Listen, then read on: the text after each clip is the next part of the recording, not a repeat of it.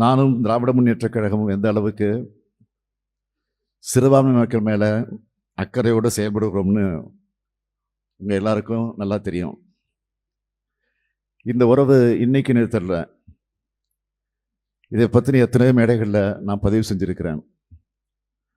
உங்களுக்கான பாதுகாப்பு உங்களுக்கான பாதுகாப்பு அரணா மட்டுமல்ல, உங்களுக்கான உரிமைகளையும் சலுகைகளையும் வழங்குறதுல திராவிட முன்னேற்ற கழக அரசு தான் என்னைக்கும் முதன்மையான அரசாக விளங்கி கொண்டிருக்கிறது. கடந்த 4 ஆண்டுகளில் சிறுபான்மையின மக்களோட சமூக பொருளாதார கல்வி நிலைகளை மேம்படுத்துவதற்காக ஏராளமான திட்டங்களை சாதனைகளை படைத்திருக்கிறோம். அண்மையிலே கூட நங்கநல்லூரில் தமிழ்நாடு ஆட்சி இல்லம் கட்டப்படும்னு அறிவித்தேன். பலரும் எங்கிட்ட வந்து மகிழ்ச்சியை பகிர்ந்துக்கிட்டாங்க. இதே மாதிரி நம்மளுடைய திராவிட மாடல் அரசில் ஏராளமான திட்டங்களை தொடர்ந்து செயல்படுத்திக்கிட்டு இருக்கிறோம். தொடர்ந்து இஸ்லாமிய மக்களோட உரிமைகளை காக்க குரல் கொடுத்து வரக்கூடிய இயக்கம்தான் திராவிட முன்னேற்ற கழகம். அதே நம்பிக்கையோடு தான் நீங்களும் சில கோரிக்கைகளை இந்த மாநாட்டு மூலமாக தீர்மானங்களாக வடித்தெடுத்து சொல்லியிருக்கிறீங்க. அதுவும் என்னுடைய கவனத்திற்கு வந்திருக்கிறது.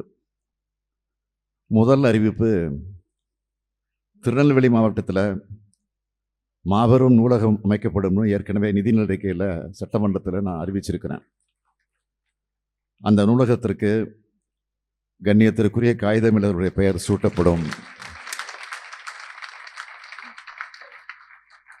இரண்டாவது அறிவிப்பு, சென்னை பல்கலைக்கழகத்தில் இஸ்லாமிய தமிழ் இலக்கிய ஆய்வு இருக்கையை தமிழ்நாடு அரசு ஏற்று அமைத்து தரணும்னு கோரிக்கை வச்சிருக்கீங்க.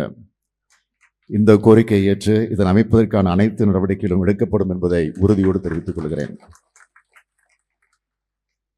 1973 இது வரைக்கும் 8 மாநாடுகளை நடத்தி முடித்து இப்பொழுது 9வது மாநாட்டை நான் தொடங்கி வச்சிருக்கிறேன். தலைவர் கலைஞர் தான் முத்தமிழறிஞர், முத்தமிழ் வித்தகர். ஆனால் நான் முத்தமிழோட சுவையும் ரசிக்கக்கூடியவன். நான் ஒரு ரசிகனாக இருக்கக்கூடியவன். நான் பெரிதும் ரசித்த கவிக்கு அப்துல் ரஹ்மான் அவருடைய பெயரை இந்த அரங்கத்துக்கு சூட்டியிருக்கிறீங்க. அவர் மறையில் தன்னுடைய தமிழ் கவிதைகளால் என்றைக்கு நம்மோடு வாழ்ந்துக்கிட்டே இருப்பார் என்பதற்கு அடையாளம்தான் இது. கவிக்கோ என்றதுமே தலைவர் கலைஞர் சொன்னது தான் என்னுடைய ஞாபகத்திற்கு வருகிறது. வெகுமானம் எது வேண்டும் என்று கேட்டால் அப்துல் ரஹ்மானைத்தான் கேட்பேன் என்று தலைவர் கலைஞர் சொன்னார். இதை விட பெரிய பாராட்டு நிச்சயமாக இருக்க முடியாது. அப்படிப்பட்ட கவிக்கு அவருடைய நூல்களைத்தான் சில நாட்களுக்கு முன்னாடி நாட்டுடைமையாக்கி அவருடைய குடும்பத்திற்கு 10 லட்சம் ரூபாய் நிதி கொடுத்திருக்கிறோம். அவருடைய பிறந்தநாள் அரசு விழாவாக கொண்டாட ஆணையிட்டிருக்கிறோம். அதே மாதிரி திமுக காரனுடைய நெஞ்சிலையும் தினமும் ஒழிச்சுக்கிட்டு இருக்கக்கூடிய குரலுக்கு சொந்தக்காரர் இசைமுரசு நாகூரனிபா அவர்கள், அவருடைய 100ஆண்டு பிறந்த நாளையும் அறிவியல் தமிழ் அறிஞரான மனவை முஸ்தபா பிறந்த நாளையும் அரசு விழாவாக கொண்டாட ஆணையிட்டிருக்கிறோம். இப்படி இஸ்லாம் எங்கள் வழி, இன்பத்தமிழ் எங்கள் மொழின்னு வாழ்ந்த பெருமக்கள் தமிழ்நாட்டில் அதிகம்.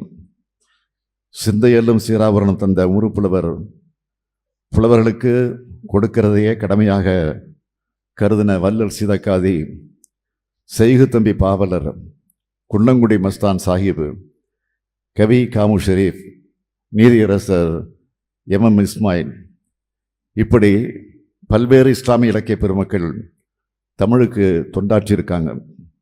இஸ்லாமிய தமிழ் இலக்கியத்துக்குன்னு 9 நூற்றாண்டு கால வரலாறு இருக்குது. இணைப்பே இலக்கியம் என்பதை இந்த மாநாட்டோட நோக்கமாக வச்சிருக்கிறீங்க. இந்த காலத்துக்கு தேவையான ஒன்று தான் இது, தேவையான இணைப்பு தான். இலக்கியத்துக்கு மட்டுமல்ல, இதயத்துக்கும் தேவையான இணைப்பு தான். இப்படிப்பட்ட இணைப்பை இலக்கியங்களும் இது போன்ற இலக்கிய மாநாடுகளும் உருவாக்கணும், நிச்சயம் உருவாக்கணும்னு நான் நம்புகிறேன். தமிழ் நம்மை இணைக்கும், இலக்கியம் நம்மை இணைக்கும். எனவே தமிழால் நாம் இணைவோம், தமிழர்களாய் நாம் இணைவோம், இதயங்களால் இணைவோம் என்று கூறி ஐயா காதர் மைதீன் உள்ளிட்ட விருதாளர்கள் அனைவருக்கும் மீண்டும் ஒரு முறை என்னுடைய வாழ்த்துக்களையும் வணக்கத்தையும் சொல்லி விடைபெறுகிறேன். நன்றி, வணக்கம். செய்திகளை உடனுக்குடனும் துல்லியமாகவும் தெரிந்து கொள்ள சப்ஸ்கிரைப் பண்ணுங்க.